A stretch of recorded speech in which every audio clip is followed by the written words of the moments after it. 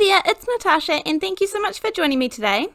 Today we are going to be showing you how to emboss over a masked background. So we are going to mask first and then do the dry embossing over top of that, and we just want to pick up the pattern of the dry embossing and we will colour that.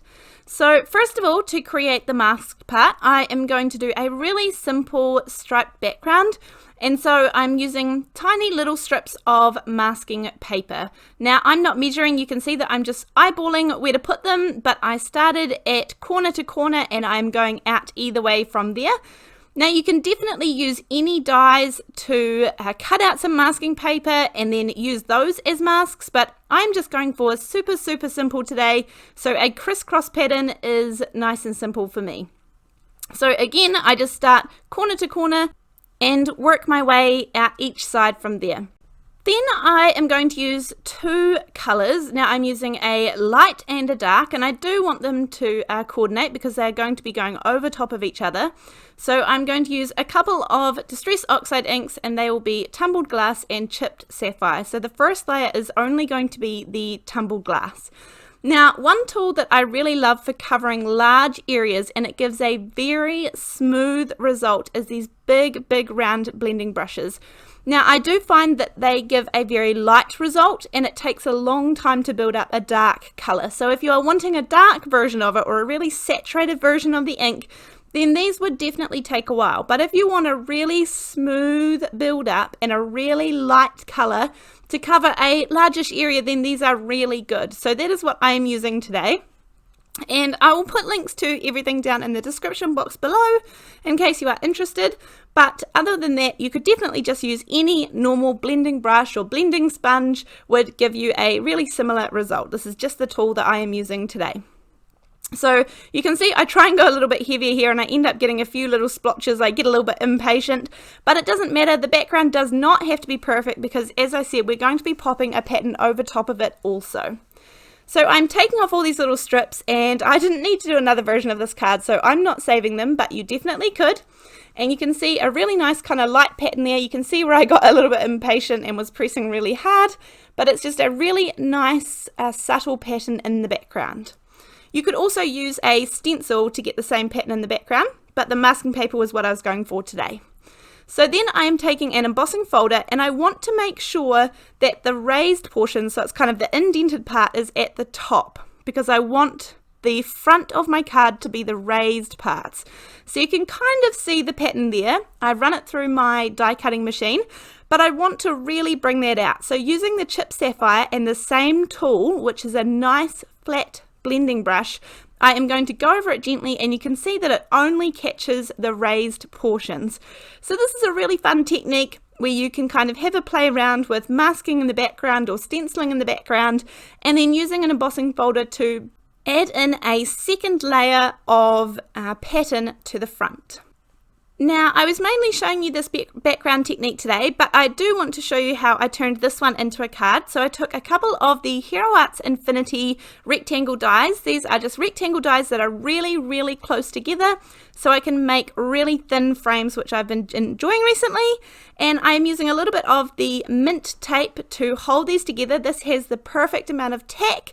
It's tacky enough that it holds everything in place, but I have not had it rip any of my papers, which is literally one of the most frustrating things in card making when you are making a piece and then some of your supposedly low tack tape rips your paper. So anyway, I'm cutting down my little pattern piece just ever so slightly because I want it to be slightly smaller on my card base. So this started off being 4 1/4 by 5.5 inches, and I've just trimmed it down slightly. Then I've taken the largest frame that I used to create the tiny black frame, and I have cut that out in vellum because I will have a vellum backing here. Now, this is just a really simple card that I was putting together, and I really enjoyed doing the background piece here, and I just wanted to turn this into a really nice card. So I'm using some liquid glue to adhere the vellum to the back of the frame. You won't end up seeing it at all, so I'm not worried about that. And then just because I added a black frame to the vellum piece, I'm adding a very tiny black frame to my pattern piece as well. And that was another reason that I cut it down just a little bit so that I could have room to add that tiny little black border.